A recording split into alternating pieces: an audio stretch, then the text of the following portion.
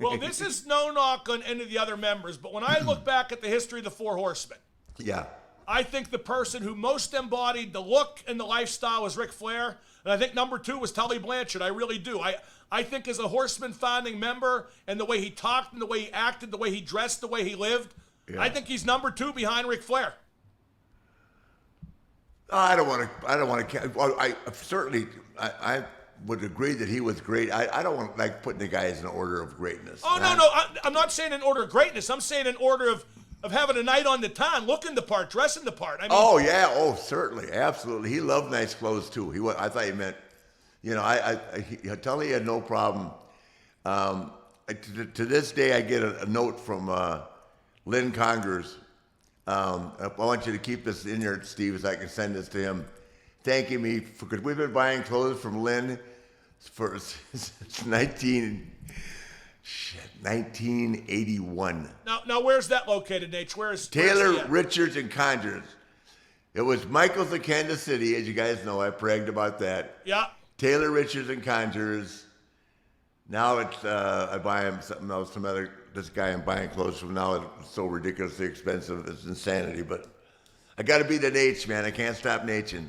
But Tully had no problem with Nate'ing either. We had fun. No doubt.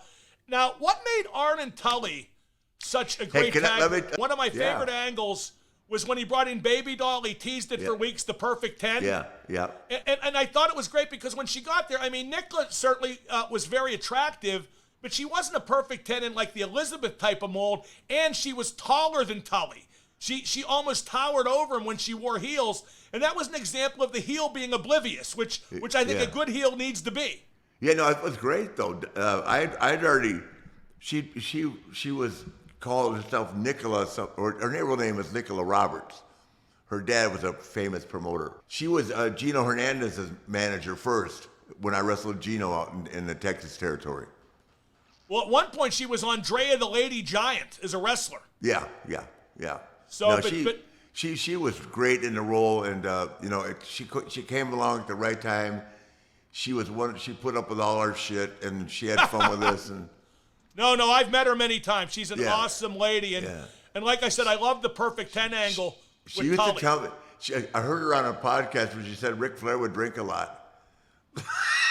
Wow, that's breaking news. Somebody call the New York Times. No, I love Nicola. When I see her, we're always very friendly and very cordial.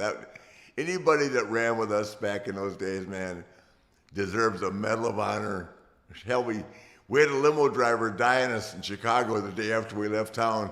I almost died a couple times after you guys left town, too, so that wasn't exactly a unique club. Now, yeah, and he's still very fit. Oh, no question. Yeah, okay. A lot of people don't realize what a great athlete Tully Blanchard is.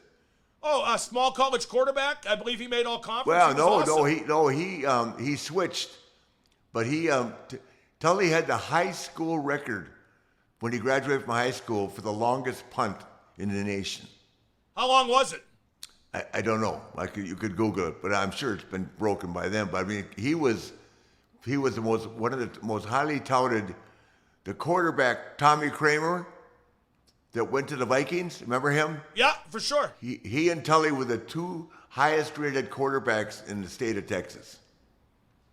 Well, Tully's a legit athlete, damn good. Well, let's stick with that, because what got Tully over? Because he wasn't a big man. He was like 5'10", 5'11", but I think his legitimate athleticism really stood out in a wrestling ring. That and here. He was a technician. He was smart. He came across exactly what he is, like an arrogant prick. He'll laugh when he hears this. No, I love him. Hey, Blanchard and I had a lot of fun. Blanchard and I and Arn and Barry and, I mean, God, unscripted, man. We had the greatest times and the greatest relationship. And, to me, I mean,